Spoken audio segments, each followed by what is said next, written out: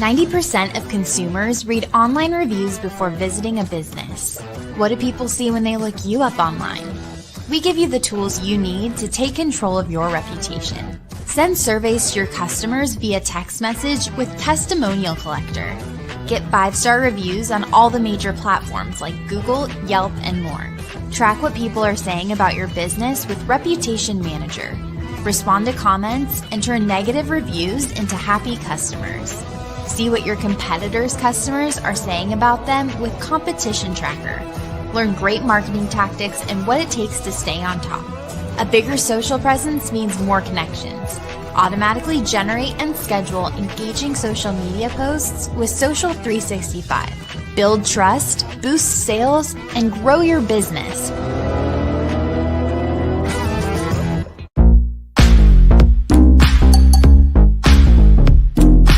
Entrepreneur Life Show. Work toward being significant. Entrepreneur Life Show. Don't you worry, success will follow. Entrepreneur Life Show.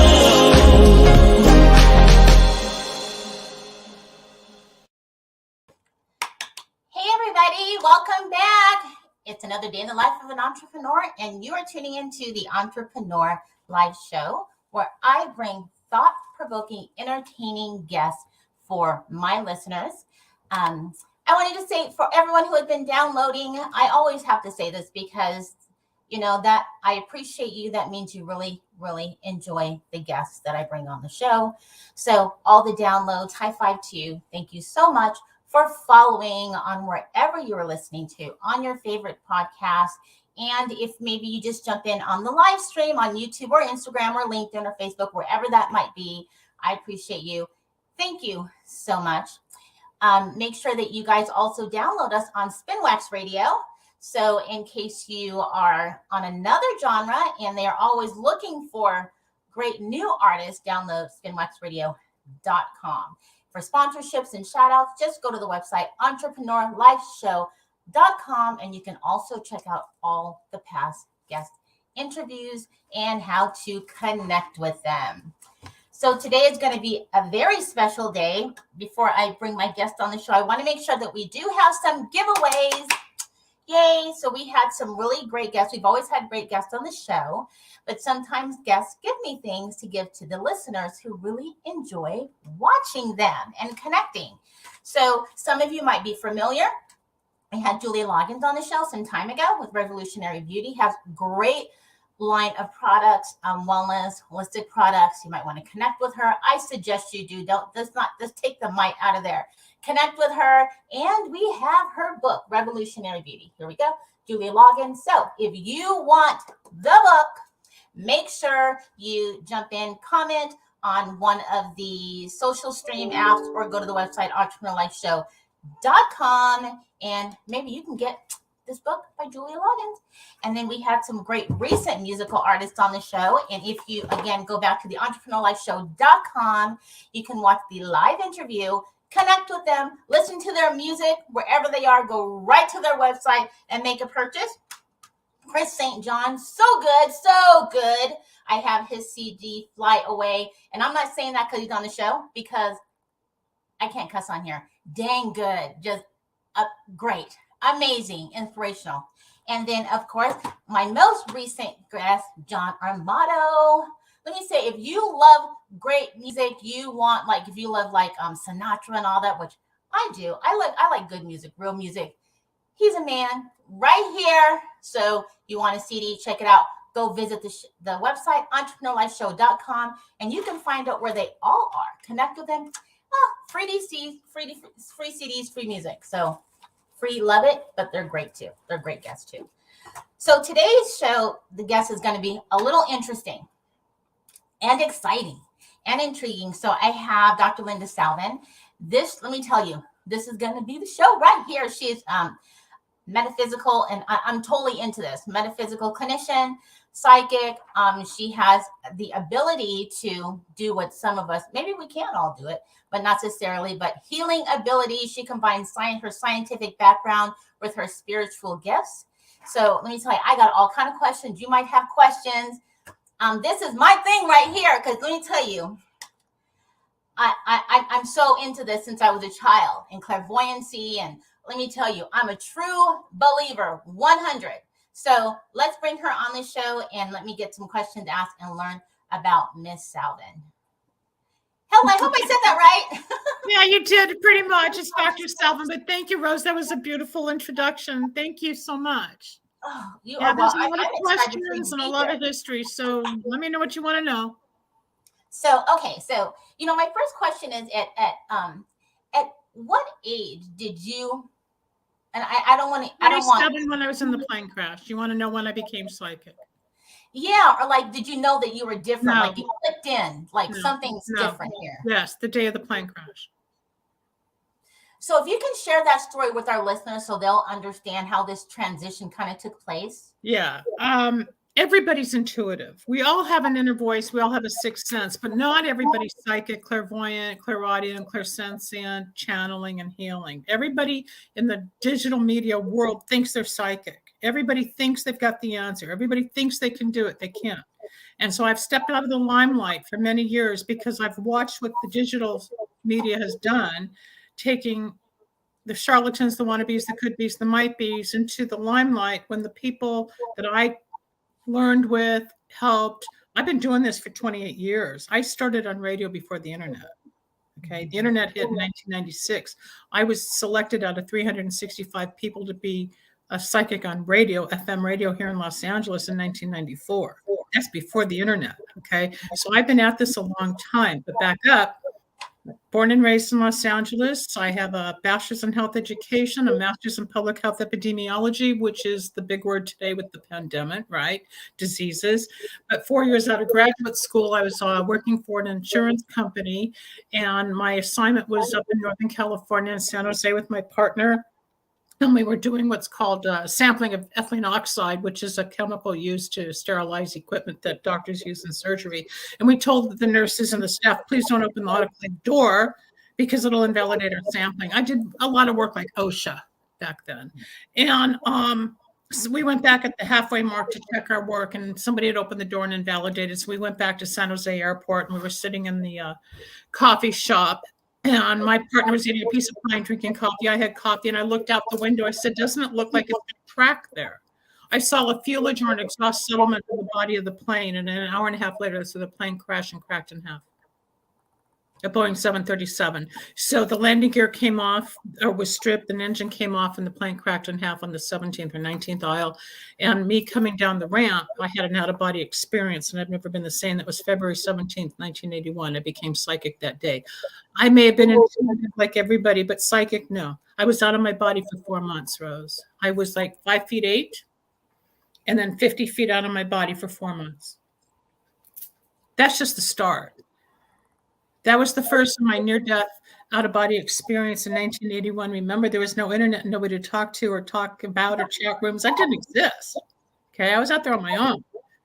And I was 27 years old. I'm now 68. It goes very fast.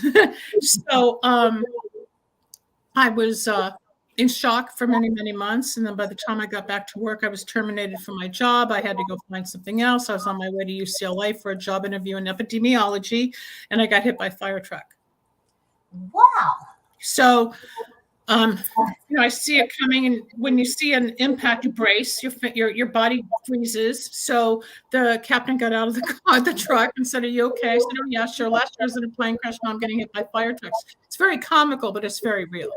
And it took me to another level psychically. I got out of my body again, and I actually became agoraphobic. I didn't want to leave the house, even though you're supposed to be joyful and God's on your side and all this stuff. The pain is real, the fear is real, the anxiety is real, sleepless nights are real, and the horror stories are real.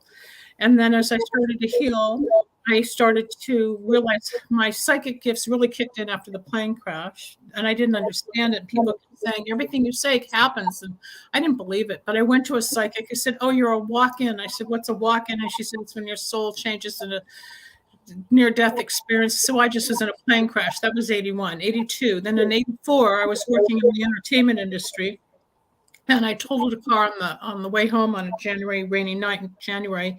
And as I impacted this car, I spun out and I just said, I want to go home. And you may get chills here and your listeners, but a white light went from my head to the ceiling of my Camaro into the heavens. And this loud voice said, you can come with us now or stay and do. And I was given a message, just like I was given the message sliding down the ramp from the plane.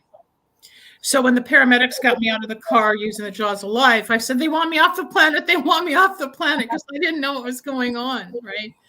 But that was, in retrospect, 40 years later, it was all part of the initiation. I was like chosen, picked, initiated, educated, like a shaman. I became a shaman, but I didn't know it back then. But I became very psychic. So things moved forward, and then I was on Psychic Friends Network with Dionne Warwick in the first TV infomercial, when they had TV infomercials long before the internet again, 1992. And then in 1994, I was selected to do the nighttime drive on KBIG 104 FM here in Los Angeles, one of the largest rock stations. Yeah. And from there, the program director wanted me to move forward into broadcasting because he loved my truth and my ability. So he trained me in broadcasting. And I went from one little station one night a week to another station where I went to 400 markets in 5 nights a week. I started 2 hours a night and 4 hours a week, and then it went every night because I was so much in demand. Long before all this, now everybody's saturated. You don't know who's right or wrong. Now everybody's a psychic or whatever. But back then I was on my own. And it was good because there was more of a commodity. But during that time, before Psychic Friends Network, I got very sick. I went back to my music. I'm a singer-songwriter, and I was performing, and I passed out here in LA. And I stayed at my friend's house at the gig, and because I couldn't drive home because I was hemorrhaging. And long story short, I needed an emergency hysterectomy, and I told the doctor, I'm not going to be a statistic. Well, he gave me a choice. I can either be sterile or dead. That's how bad it was. But after the surgery, I became a healer. So yes, in your introduction, you mentioned me. I heal. I have a gift. Don't know where it came from. I didn't ask for any of this. I didn't study any of this. It was given to me.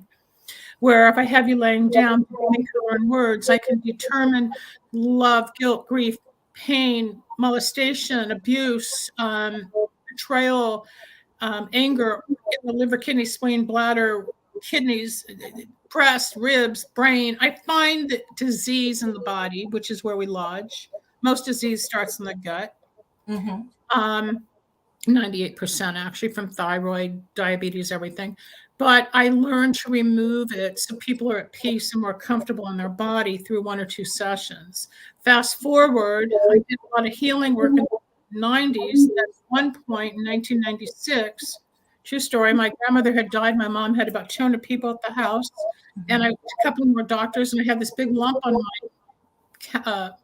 hip, I guess, or my flank.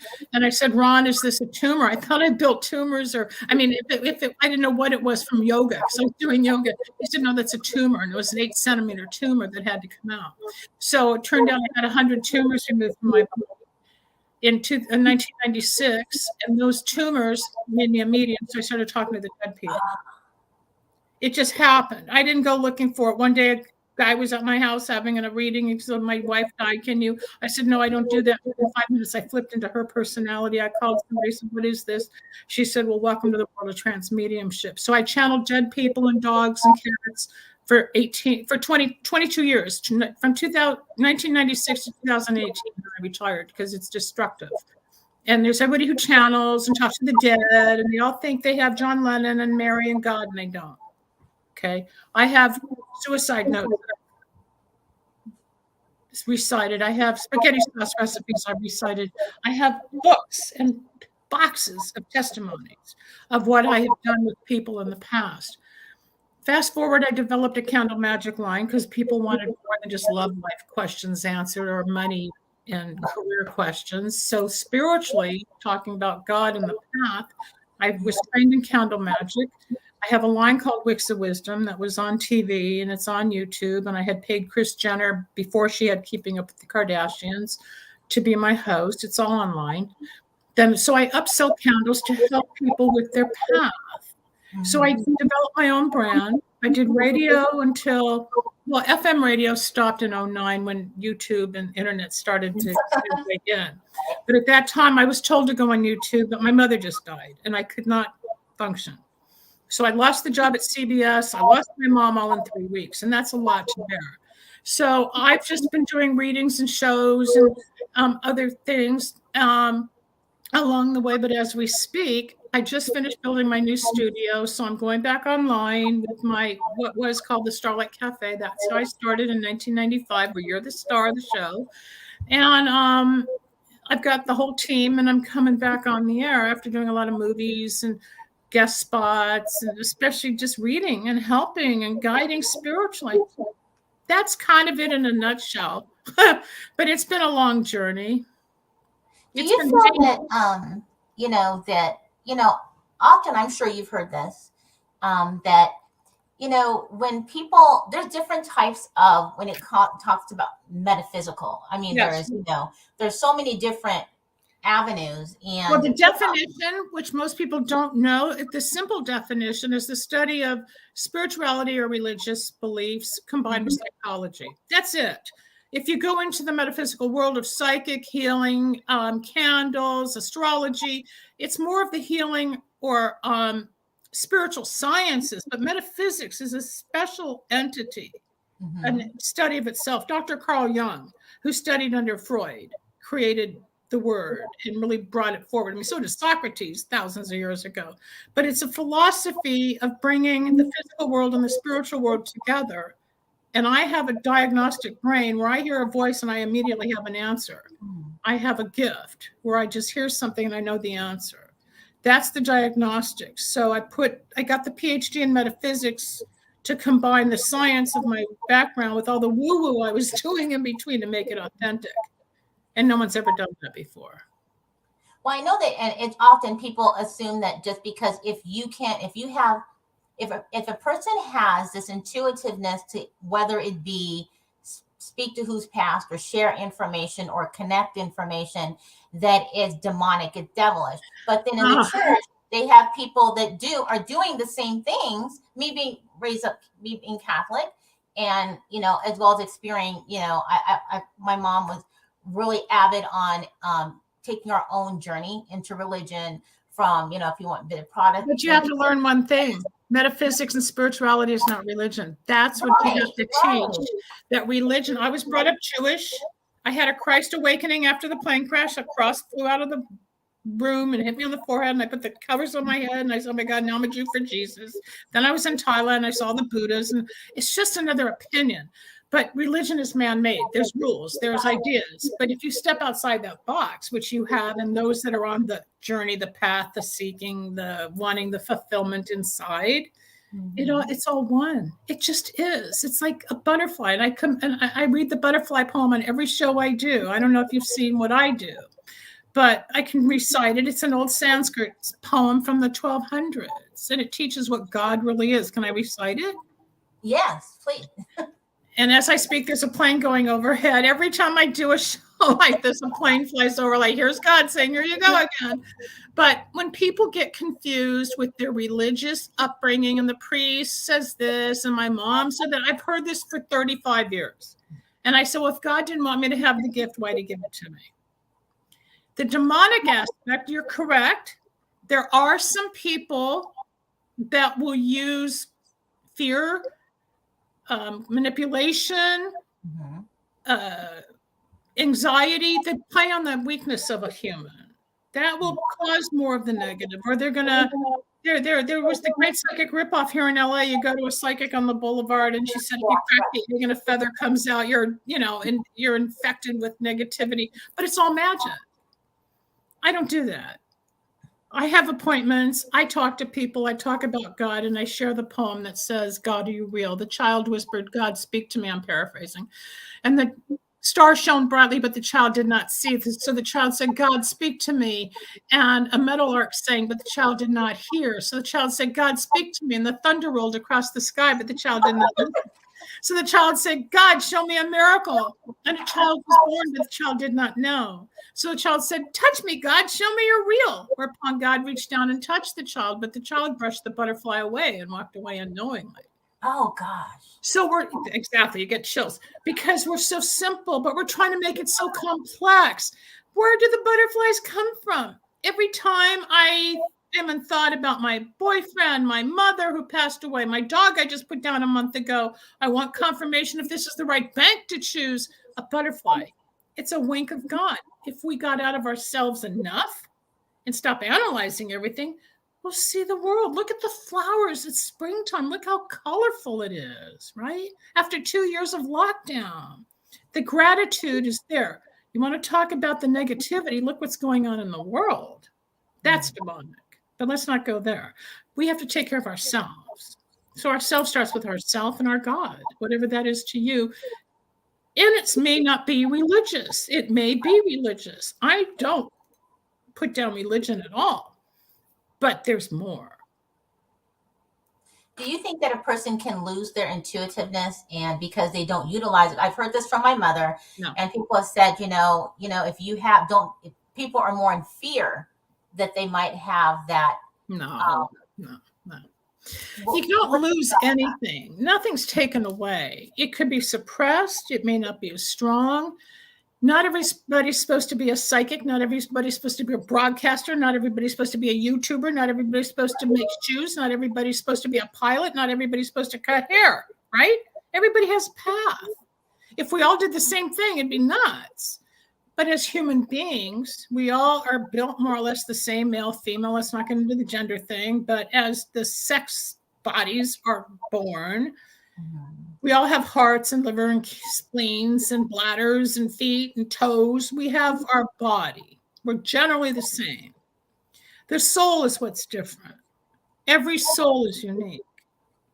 There's a whole thing about the soulmates, the twin flames, the companion souls. Oh, I met my soulmate. No, he's not my soulmate. He's my twin. No, he's not my twin. That's a whole nother show. And that's all the jargon today that didn't really exist 20 years ago, but it did in different verbs, different words.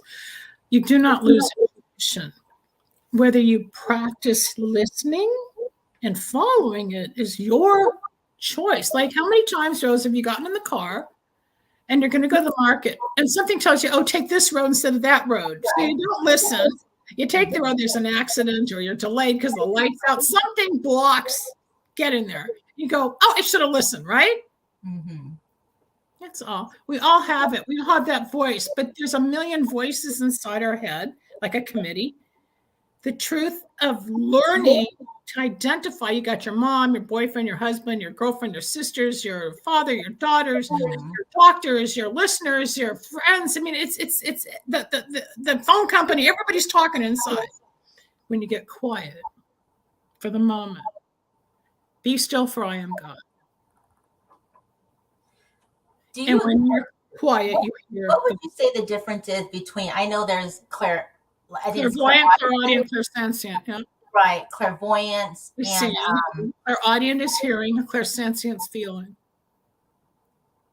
And so those are also different signs of how, if people were looking to find answers, and my research for years, it can come in many different forms. Yes. You have to find, I guess. What's right for you? Yeah, we all have like an inner compass. We all navigate through life. There's no rule book that says you're born, you eat, you go to the bathroom, and you succeed. It doesn't work that way. Everybody has challenges, whether it's health, mental, physical, emotional, family, work, money, weight. There's always something. On the outside, we all look normal. But you don't know the inner turmoil anybody's going through. You don't know the struggle, the pain, the grief, the guilt, the shame, how many people they hurt along the way. They yelled, they screamed, they slept with 1 million people, they stole. You don't know what their behavior has been because you just see the body and you hear the story they want you to hear until somebody tells the truth.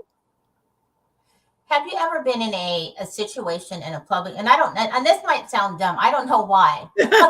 Some people will just assume that, they can walk up to you and you're just going to tell the life story. Yes, that's true. That's true. I don't believe in that. That's invasion of privacy. Okay. Okay, you were saying that. So have you ever been in a situation where you could have been someplace and someone didn't approach you, but you felt like I needed to speak with them, or Yes. someone trying to relay Yeah, a there's message. a tug, there's a spiritual pull. Yeah, absolutely. Yeah, I don't do that though. I learned long ago what the spiritual boundaries and laws are.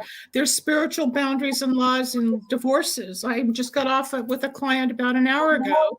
She's having an affair with some guy. I said, but you're not divorced. Well, why doesn't he love you? I said, he can't. Spiritual law and legal law is still in effect. She's like in a boxing rink. Even though her feelings and she wants out, it's still a spiritual law that prevents her from connecting with somebody while she's still legally and spiritually bound in the marriage. When it's out, when she's free, but people don't know all of that.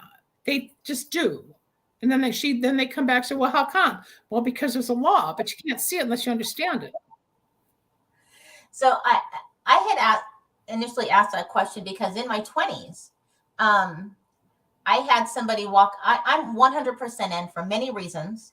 I mean, I have done the whole thing with the third eye in my aura, and you can even bend metal with your mind if you just really you concentrate. Yeah. And so, but I remember in my 20s, someone had walked up to me while working in retail store. And this is where you said about that invasion of privacy. It was very uncomfortable for me. Oh, she started reading you? Yes, just walked into the store. And so, and he said, well, you're not with your soulmate. And I thought, I just wanted the person to get out of the store. I was uncomfortable. I was working there. And they said, your soulmate, and it was the audit told me a few things, but what I remember definitively is that they're going to have a red car. Red's your favorite color. So I'm looking for anybody with a red car, which was like crazy. Yeah. The generics. And I thought that was insane because I dated someone with a red car who was a jerk. But so you knew that's it. This must be it. Oh, he's got the red car, right? Yes. So to find literally between, I'd say, probably 15 years later, I found my soulmate who had a red car and bought me a red car. So I just had to not go. So do you find that people, if they hear something, it's almost like they start changing the way they act instead of letting something just happen? It's kind of both. What I do as a psychic, it's like I'm the flashlight on your camping trip. Okay. So, there's a boulder. Oh, watch out. No, this isn't the right guy. And most people in their 20s get angry if I said you're about 12 years away from marriage. 12 years, because they don't understand life's going to take off, right? They don't understand. They got to have it now while they're in college, or while they're messing around with some guy in the bar that doesn't really care. They don't want to hear it, but they'll call. Then I get the people that are so into this stuff, I can spend an hour and it's never enough, because I love getting into the depth of the spirit and their kids and their ancestors and their health and their career and why they're on a path in God. But I've had people give me information that took 20 years to happen, even though I thought it was 2 months later. I was with my mother when she was alive. We were at Macy's or something, and a woman came up to her, told my mom a lot about her, out of the blue, unsolicited, about all my mother's travels. My mom and dad traveled around the world with a rock band because of my dad's business back then. For example, Steve Jobs was a customer of my father's when Steve was building Apple. And my dad used to say, Linda, the way of the future is computers. Well, look at us now, right? So, but this woman started talking about the trip coming up to Italy and all this stuff. And my dad believed my mother talking about this woman more than me after 35 years of doing the work, because he can't accept this is what I do. He doesn't understand it. And he's almost 93. But the people who come up unsolicited have two things going on. One, they're compelled, almost pushed with a feeling, a necessity to open up. I won't do that. I don't like to do that. If somebody wants my opinion or prediction, they come to me and I keep it private. If I'm in a party situation or a dinner and we're joking around and I'm in the mood, I'll open up and start reading people. But after 35 years, it gets really old. It's like every doctor at the table doesn't want to talk about surgery any more than a hairdresser wants to talk about the new fashion in hair, right? After a while, it's work versus just, what's for dinner? It's sushi. Let's talk about the fish, or politics, but it's not always about me. But you're right. There are people that will come in. You kind of put it in your brain for the red car. But as the universe showed you, it still happened. Timing of a prediction is one of the most difficult items in a reading. Oh, it didn't happen in 2 weeks. Oh, I was given a prediction last week. It's going to happen in 77 hours. It didn't happen. And this guy's 100% with everybody else, but it didn't happen to me. It didn't happen. And that's how it happened. It doesn't always happen, but it will happen. Timing isn't exact in our linear world. The spiritual world has a different clock. There is no time in the spirit.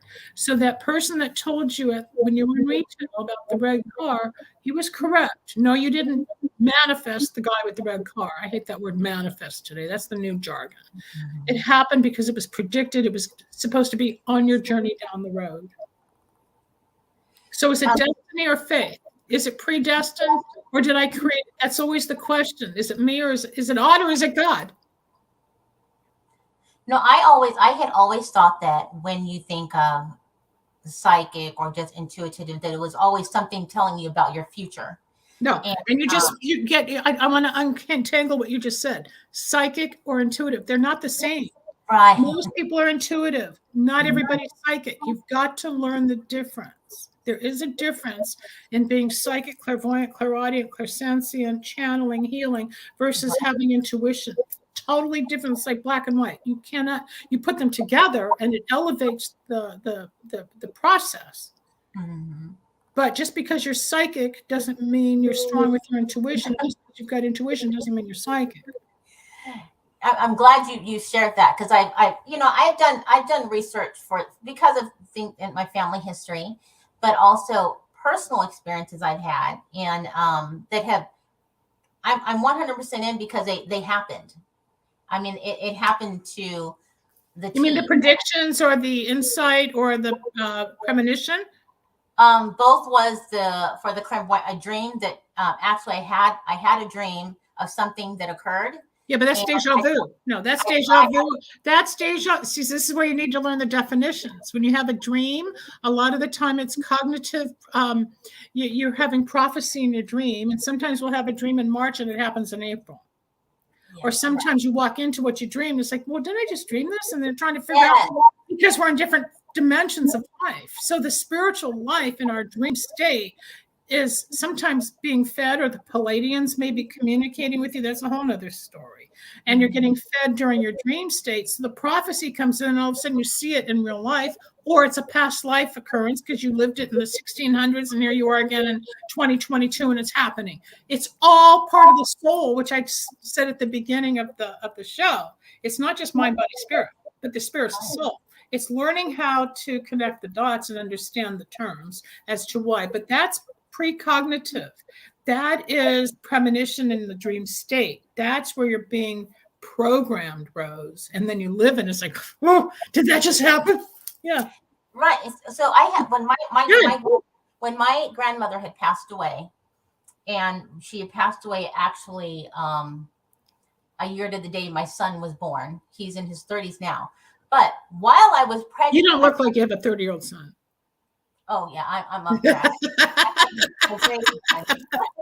So this and I had gone to I was just really when you're pregnant and you have hormonal thing, and my mother had said, oh, let's go to the mountains, and with some friends of hers, they were all from like Germany and Australia. I always hang around with a lot of older people. I'm in my 20s, but a medium was there, and he had said to me or to the group of us ladies, he said, I can't even tell you if anything is going to happen. If something happens, it happens. If I share something, it happened. Just go on with what you're doing and enjoy your lunch. And that's basically what we were doing and having conversations. But the oddest thing happened. I'm going to go get really quickly, bypass a lot because it was different sharing. There was one of my mom's friend, and he starts singing some song, in Russian that her grandmother sang to her when she was a baby, verbatim. And so everybody seemed to have something. And I thought, oh, my mom's just setting me up. This is a setup. Mm-hmm. But he had said something that made sense. And he had said, somebody here, when you're pregnant, you're fat. Somebody here, you're not fat, you're pregnant. And I remember I had gone home, and my mom and I lived in two separate places, and I changed my outfit thinking I looked skinnier in one than the other, but I'm still fat because I'm pregnant. And he said, yeah, someone's saying you looked fine in that outfit. And I literally just kind of. How did he know? Because he's a medium. Yeah. So I'm like, so I thought, so if somebody, it ended up being my grandmother. Is somebody watching me? I was concerned about my pregnancy. And he had said, well, and he didn't say who it was, but there was a strong presence. You're going to have a boy. Don't worry. Everything's going to be fine. Yeah, he's a medium. Yeah. And I had real. a boy. Yeah. And so I'm like, so my question is then it's like, should you feel like someone's watching you in the present? I don't, you know what There's I'm saying? a fine line. They are watching. They become our guardian angels. Okay. My dog I put down 4 weeks ago yesterday, had her 14 years. I can feel her. I still talk to her. I know she's a guardian angel. She's with my mom, my grandmother, my aunt, 100 friends. There's a rock star that's been communicating through me since 1992, the day he died. And on the Ouija board, I brought him in, and I used to charge people for the Ouija board messages because he was so accurate. They're real. It's real. So the medium, when it started for me, it would happen on the right side of my head. And this like beam would go into the other side, and I would break what we know as the third dimension. I would start getting really warm, and I would start hearing things. Now, I have done group settings in hotels, but I don't do any of that anymore. I did that in the 90s. I don't do it now. But most of the time when I'm doing a medium channel, if I choose to, I don't like doing it anymore. I stopped in 2018. I professionally quit. But when I do, I ask for certain information about that person who I'm channeling, so I know I can get permission from that soul. I don't do the party lines where you got Susie and Debbie and Bobby and John. A lot of people do. And I did that when I did the community things in conferences. And people have told me they've seen gold halos and white auras around me because I get very out there. I've heard it for years because I'm so connected to the other side, especially after I totaled the car and I had the white light experiences, given the choice to live or die. It's like being at the pier, and I'm like a bumper car, and I'm just being led around.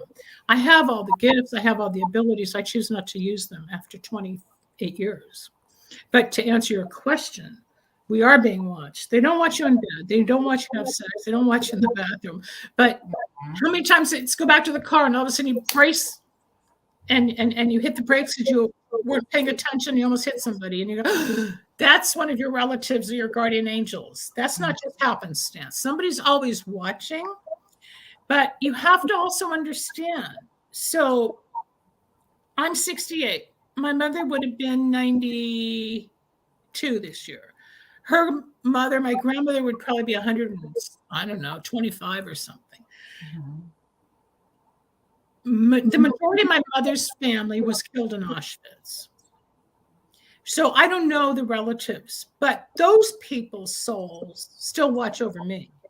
So we have 8, 9, or 10 generations of our ancestors who watch us, plus people who die in life on the other side can choose somebody to mentor spiritually. So you may have some guy named Bob on the other side who may have listened to your show, who passed away. You never met him, but he may have chosen you, Rose, to guide you. You don't know. But there's all these different entities that come in to protect us and guide us. They cannot put money in the bank, though. You know, I want to ask, and I'm sure, I don't know anybody who probably hasn't experienced this. When your body leaves you, laying in bed. It's out of body. Yeah, the soul leaves. Yeah, she'll project. And so, you know, if you can explain. Wait, let's go back. Did you comprehend what I just said about the ancestors? Yes. It's a lot. It's a lot. It is, because it's, to me, I do feel as though they choose you. They choose you. So say your great grandmother on your mom's side and your great aunt on your dad's side are two primary guides for you. You don't know. You don't know, but it's all part of this matrix that we're part of spiritually. I mean, which is like exciting, but then it makes you curious of your decision making. No, because you know your brain and you're not being influenced or manipulated. You have cognitive decision properties. You're fine. And the decision, if you hear a voice that is saying no, maybe it's your subconscious, maybe it's a guide, you have to figure out, like I said, be still, for I am God. I said that 20 minutes ago. When you really want to know, you get still. The voice will come. the voice is there. That's intuition. So when we have our, like you say, your spirit leave, Yeah, is it not a body. because being, like, I don't understand why that happens. You know what At I'm saying? night when you're sleeping, or during the Yeah. day, or at night when you leave your body, we astral project, meaning the soul goes to Europe, Japan. You might go to Antarctica to play with the penguins. Who knows? You might be with your husband or your boyfriend, and you're romancing, in Canada, in Montreal, because we leave our souls all the time, and we learn lessons, or we have relationships that aren't quite together on the physical plane, but we're working it out spiritually. Mhm. That's part of it, as the soul astral projects. Probably most people wake up 3, 4 in the morning, someone's on their mind, and you can guarantee that person woke up and you guys are connecting. It happens. The other side of the coin is if you're having surgery and the soul leaves, it escapes the body to avoid all the pain. Or if you're in a car accident like I had with the plane crash and the fire truck, I left my body because of the shock and the pain and the disbelief of what happened. That's why I was 40 feet out of my body for 4 months, like a cyclops. People ask, how are you? I said, I'm 40 feet out of my body. This thing's 40 feet tall. For 1981, I was 5 feet 8 and 40 feet here. That didn't integrate for 4 months. That was out of body to protect me, but it's also whatever entered me was integrating in this being. There's just so many different complex definitions, reasons, ways to explain it. There's not enough time in one show because it's so complex. But I've been doing it for 35 years, so I understand it. I've lived it. If I hadn't gone through it, I wouldn't believe the story. Have you ever been in a situation where, of course, because you've done many readings and helping people in healing, where there maybe isn't it difficult to share certain information, or you just have to say, you know what, I have to do it. It is what it is. Maybe it's something you don't necessarily. There have been times I say, I can't help you. And a lot of the times they come wanting answers, but they're not willing to be open. So they're reserved. And it's real hard to work on a non-spiritual person because they're so protected and scared that it's too hard to break through unless I calm them down and take double the time. Or some people think they have all the answers. And I say, then what'd you come to me for? And they don't. I work with psychiatrists. I have chiropractors that send me people. I have had people from the White House. I've had people who are homeless. I've had deans of universities. I've had students, everyday workers. I have worked with celebrities. I work with a human. I don't care about the title or the role. We're human beings. We all have it. The definition of health is the state of mental, emotional, physical, and spiritual well-being, and not merely the absence of disease. Okay, that's from the Department of World Health Organization. That was pounded in my brain in 1974 in school. When I went through all this, and I couldn't go back to epidemiology or industrial hygiene or whatever I was doing, it's like, but what about spiritual health? Nobody's doing spiritual health. 40 years later, we are. Yeah. But back then, I tried to put it together. Now, I've gotten into genetics. So I work with the genetic makeup of the human. I work with a company where we test the genes. You get a DNA map. You learn what you inherited from your mother and your father. Then you get a customized clinical dose nutritional supplement based on your body. Not your son's body, not your husband's body, not your mother's body, not my body, your body. There's 400 million formulas, Rose, because it's not one size fits all. If you just go to any market and you pick up ED, B6, whatever, you don't know if you need 100 milligrams or 1 microgram. This computer analyzes every body. So I've gone into more integrative medicine now, taking all the spiritual stuff, and I'm helping the inner body. If you don't have health, you don't have life. So we're 15 years ahead of the curve medically now by healing the genetic code with nutrition that isn't being done anywhere out there. So I take the person that comes to me with the candles, the healing, the readings, and now the genetics with nutrition to enhance even more. So as time goes on, I grow with what's going on. My ideas are changing. I don't want to just be I did that for 18 years. I don't want to just be a psychic on radio. I was the original radio psychic from 1994 to 2009. I did it with 2 other people on the East Coast. I was on the West Coast. The internet took over from 2009 to 2022, and everybody went StreamYard and YouTube, and that's great.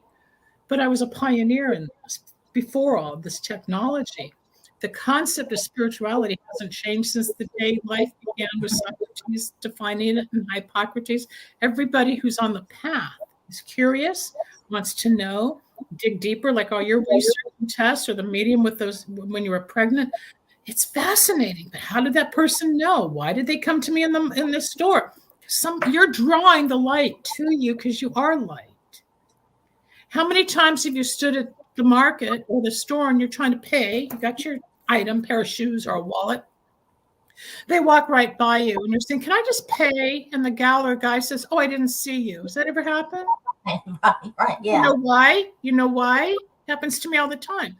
They say, "Oh, I didn't see you." And they're right. Rose, people like you and me are on a higher vibration. They don't see us. The light is too bright. You've always been a searcher. You've always been on the path. You just keep growing. Did I have curiosity in astrology as a kid? Yeah. Is this my boyfriend? Yeah. But did I understand the concept? No. Did I really awaken psychically? Yes. Was there a change before that accident from the day prior, those first 27 years? Absolutely. Was I intuitive? Of course. Did I make mistakes? Yes. Did I bypass loves in my life? Of course. Did I smoked dope? I did everything. I got a master's degree. I lived life from 54 to 77 and then 77 to 81, was out of school. 81, my life changed with a plane crash. Most people don't sit here to say I survived a plane crash, let alone a fire truck and towing car and having the white light experience all in 3 years. Do you think that people should more often, which I think they should, consider, because I know there's methods of self-healing rather than everything being pharmaceutical. Oh, and God. you have to perform the pharmaceuticals all the time.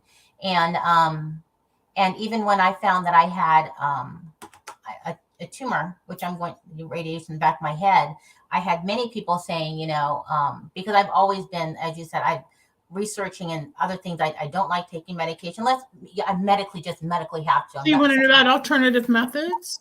Yeah. And so people are like, "Oh, meditation." And and I'm thinking of different, other different strategies rather than continually taking. Radiating. Right. Yeah.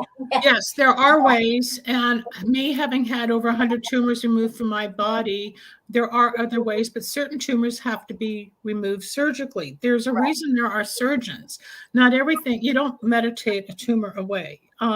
My candle line, I've had people get rid of tumors. I got rid of tumors with the candle line. I had one girl bleeding vaginally and had tumors all in her uterus, did not want a hysterectomy, burned a set of candles, and she healed. It's all online.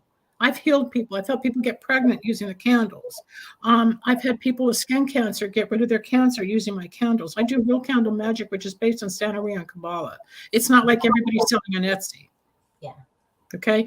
There are options, which I choose not to share on your show, about your tumor that I can talk to you offline. That's fine. But there's also ways to fight the radiation going through your body to keep you healthier, which goes back to the genetic nutrition I'm talking about that heals your body. And then it would also show why you're prone to tumors or why it might be in your head versus your stomach versus your knees or whatever. It's all part of what's going on. Alternatively, and 2 weeks ago, I just was given an award in Las Vegas as one of the top healthcare leaders in the world for what I've done between epidemiology, public health, and metaphysics and helping people. When you bring up epidemiology, I'm going to then assume that it actually then works along with what you do metaphysically. Well, it does in a way because I have a medical background and research, and I understood physiology and anatomy and statistics. But back then, it was Legionnaire's disease. When I was in school, I was at the University of Michigan in Ann Arbor for School of Public Health, and I was 21 to 23. Okay, I got my PhD at 54. I'm now 68. It's just life. But back then, it was a growing career. It was a new venture. Today, it's huge. And the computers were just coming out in the 70s. They weren't here like they are with statistical analysis. You just plug in numbers. We had to do everything by hand, and then maybe in calculators back then. But to actually analyze traditions and trends as to why a disease was happening in a certain population, or if it's male, female, or if it's age related, or what demographics. Yeah, it was a lot of fun. But that training of the mind body, when I hear somebody coming to me and they have like a health problem, say a tumor, or they have stomach upset, or they got cancer, or whatever, yes, I draw from my education, but I bring it in spiritually to turn it around. Like I was talking to somebody that is blind in one eye. I said, but it could be spiritually. You don't want to see something about the future, because the right's the future, the left's the past. You divide your body in half. The left side always represents the past, the right's always the future. And then you figure out what, if you've got an ailment on one side of the body, what are you not reaching for, looking at, walking into, what are you not letting go? It's all related. That's my job, to untangle it. It's deep. It just keeps going. There's layer after layer after layer, Rose. It just keeps going. But yes, I have taken my science with the woo-woo, put it together with metaphysics, which is religion, spirituality, God, psychology, and people call and I have an answer.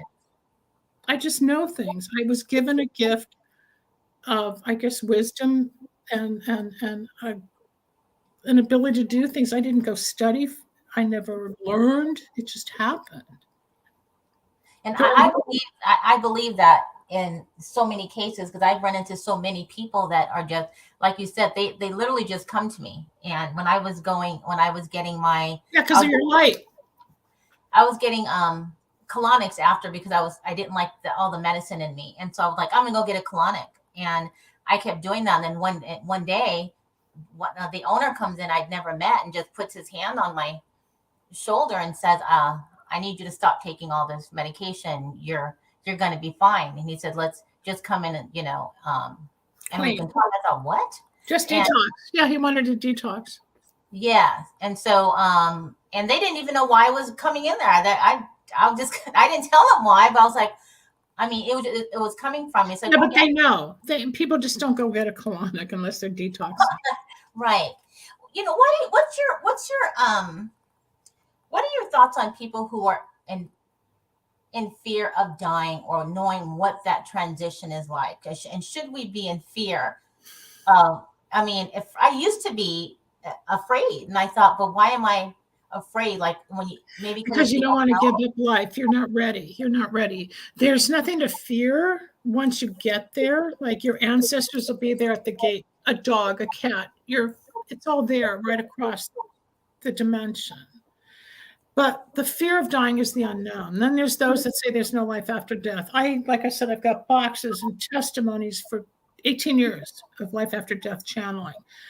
The fear is not knowing. The fear about death is we never know how or when we're going to die. Nobody knows. Nobody knows how. Nobody knows when. Then you have to think about what happens. Are you in an accident? Were you killed in combat? Were you murdered in a robbery? Are you dying of a chronic illness where you can prepare? Are you, did you get sick that just like my mom was diagnosed with lung cancer in January and gone in March? Nobody knows how or when. So the fear of death is not knowing how or when. The type of transition with the soul once it crosses over, which is what I think you're asking. Yes. So I know I understand when people ask me questions. I do this all the time. Like I said, say somebody's killed in combat. Look what's going on in Ukraine. Those poor souls, they're shocked. They weren't expecting to die. They went to the market to buy bread, or they were picking their kid up from school. Boom, they're bombed, right? Or the soldier is shot in combat, but it's still a shot. Or somebody goes through the windshield on the freeway because they're in a car accident. Or someone's in a assisted living or a hospice and they're on their last few days and they pass. Sometimes they see a relative, they see the orange light, they see their mother, they see dogs.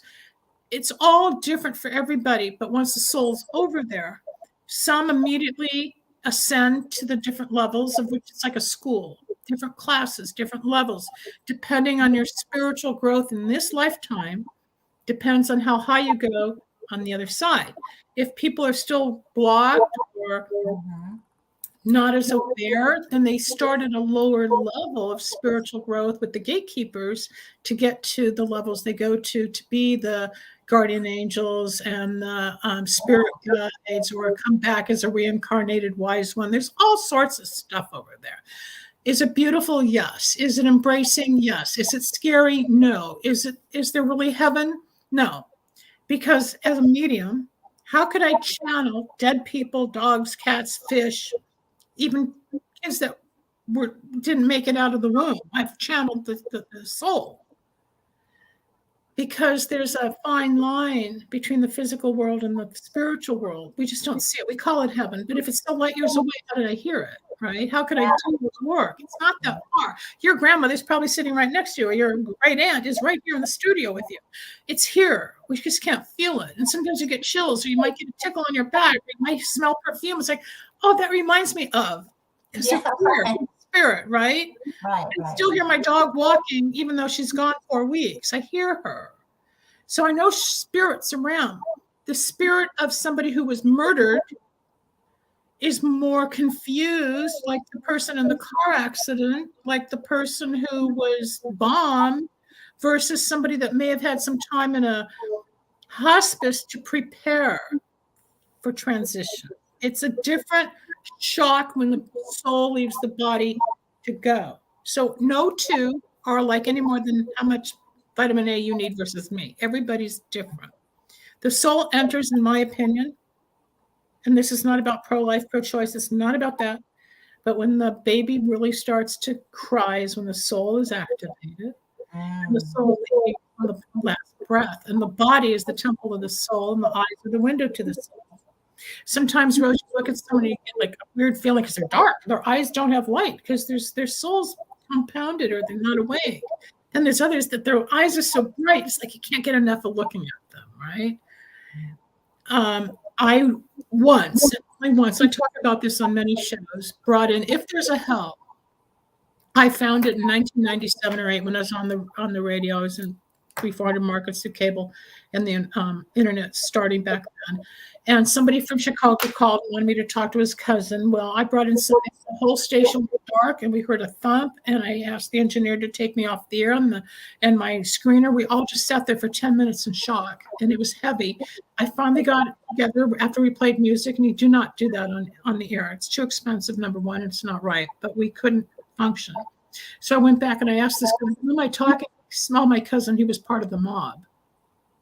So I brought in some real heavy negativity because of the mob. The guy was a murderer. So I brought it all in.